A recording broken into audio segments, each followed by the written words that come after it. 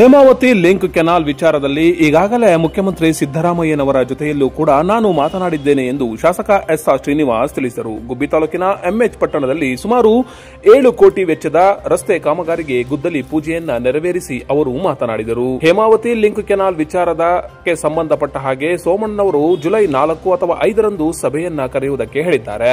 ಇದನ್ನೇ ಉಪಮುಖ್ಯಮಂತ್ರಿ ಡಿಕೆ ಶಿವಕುಮಾರ್ ಅವರು ಸಹ ನಿನ್ನೆ ಹೇಳಿದ್ದು, ಅದರಂತೆ ಸಭೆಯನ್ನ ಕರೆಯಲಾಗುತ್ತದೆ ಎಂದು ತಿಳಿಸಿದರು. ಇದೇ ಸಂದರ್ಭದಲ್ಲಿ ಗ್ರಾಮ ಪಂಚಾಯಿತಿ ಅಧ್ಯಕ್ಷರು, ಉಪಾಧ್ಯಕ್ಷರು, ಸದಸ್ಯರು, ಕಾರ್ಯಕರ್ತರು, ಹಲವು ಮುಖಂಡರು ಭಾಗಿಯಾಗಿದ್ದರು. ಸಭೆಯನ್ನು ನಾನು 4ನೇ ತಾರೀಕು ಮಾಡ್ತಾ ಇದ್ದೀವಿ. ಲೋಕಸಭಾ ಸದಸ್ಯರು ಮನವಿ ಮೇರೆಗೆ ಅಂತ ಹೇಳ್ಬಿಟ್ಟು ಹೇಳಿದ್ದಾರೆ. ನಾನು ಮುಖ್ಯಮಂತ್ರಿಗಳ ಜೊತೆಗೂ ಕೂಡ ನಾನು ವಿಚಾರ ಪ್ರಸ್ತಾಪ ಮಾಡಿದ್ದೀನಿ.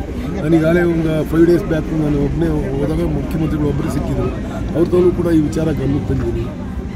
ಮಾತಾಡೋದಪ್ಪ ಅಂತ ಹೇಳಿದ್ದಾರೆ, ಕುತ್ಕೊಂಡು ಮಾತಾಡೋದು ಅಂತ ಹೇಳಿದ್ದಾರೆ.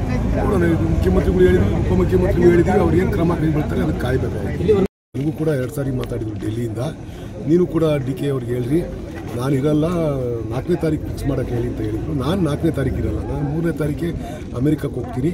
ಅದರಿಂದ ನಾನು ಅವ್ರಿಗೂ ಕೂಡ ರಿಕ್ವೆಸ್ಟ್ ಮಾಡ್ಕೊಂಡಿದ್ದೀನಿ. ಡಿಕೆ ಅವ್ರಿಗೂ ಕೂಡ ನಿನ್ನೆ ಎಲ್ಲ ಅದ್ರ ಬಗ್ಗೆ ಅವ್ರಿಗೆ ಗಮನಕ್ಕೆ ತಂದಿದ್ದೀನಿ. ಅಲ್ಲಿ ಆಗ್ತಕ್ಕಂಥ ತೊಂದರೆಗಳ ಬಗ್ಗೆ ಮತ್ತು ನಮ್ಮ ತಾಲೂಕಿಗೆ ಇದರಿಂದ ಆಗ್ತಕ್ಕಂಥ ತೊಂದರೆ ಬಗ್ಗೆಯೂ ಕೂಡ ಅವ್ರ ಗಮನಕ್ಕೆ ತಂದಿದ್ದೀನಿ. ಅವರು ಕೂಡ ಅದನ್ನು ಮನಸ್ಸಲ್ಲಿ ಇಟ್ಕೊಂಡು ಮಾತಾಡ್ತೀನಪ್ಪ ಅಂತ ಹೇಳಿದ್ದಾರೆ. ನೋಡೋಣ. ನಾನು ವಿಶೇಷವಾಗಿ ನಮ್ಮ ತಾಲೂಕಿಗೆ ಇದರಿಂದ ಅನ್ಯಾಯ ಆಗುತ್ತೆ ಅಂತಕ್ಕಂಥದ್ದು ಕೂಡ ನಾನು ಪ್ರಸ್ತಾಪ ಮಾಡಿದ್ದೀನಿ. ನಾನು ವೈಡನ್ ಮಾಡ್ಕೊಂಡು ತಗೊಂಡೋಗಿಂತ ನಾನು ಡೇ 1ನಿಂದಲೂ ಕೂಡ ಅದೇ ವಿಚಾರ ಪ್ರಸ್ತಾಪ ಮಾಡ್ತಾ ಇರೋದು. ಅದನ್ನು ಕೂಡ ನಿನ್ನೆನೂ ಕೂಡ ಅವ್ರ ಜೊತೆ ಸುಮಾರು 2 ಅವರ್ಸ್ 3 ಅವರ್ಸ್ ಮೇಲಿದ್ದೆ ಅವ್ರ ಜೊತೆ. ಅವ್ರಿಗೂ ಕೂಡ ಈ ವಿಚಾರ ಪ್ರಸ್ತಾಪ ಮಾಡಿ ಹೇಳಿದ್ದೀನಿ. ಅದರಿಂದ ನೋಡೋಣಪ್ಪ, ಮೀಟಿಂಗ್ ಕರೆದಿದ್ದೀನಿ ಅಂತ ಹೇಳಿದರೆ ಯಾರು ಲೋಕಸಭಾ ಸದಸ್ಯರು ಅಂತ ಡೆಲ್ಲಿಯಿಂದ 3 ಸಾರಿ ಮಾತಾಡಿದರು. ನಿನ್ನೆನೂ ನಾನು ಡಿಕೆ ಅವ್ರು ಬರೋದಕ್ಕಿಂತ ಮೊದಲು ಮಾತಾಡಿದರು. ಆ ವಿಚಾರನೂ ಕೂಡ ನಾನು ಡಿಕೆ ಅವ್ರಿಗೆ ಹೇಳಿದ್ದೀನಿ. ಎಲ್ಲರೂ ಜನಪ್ರತಿನಿಧಿಗಳು ವಿರೋಧ ಇದ್ದಾರೆ, ಇಲ್ಲಿ ಇದನ್ನು ನೀವು ಕೈ ಬಿಡಬೇಕು ಅಂತ ನಾನು ರಿಕ್ವೆಸ್ಟ್ ಮಾಡಿದ್ದೀನಿ. ನೋಡೋಣ, 4ನೇ ತಾರೀಕು ಕೂತ್ಕೊಂಡು ಮಾತಾಡೋಣ ಅಂತ ಹೇಳಿದ್ದೀನಿ. ಚಾಲುಕ್ಯ ನ್ಯೂಸ್, ಜನರಿಗೋಸ್ಕರ.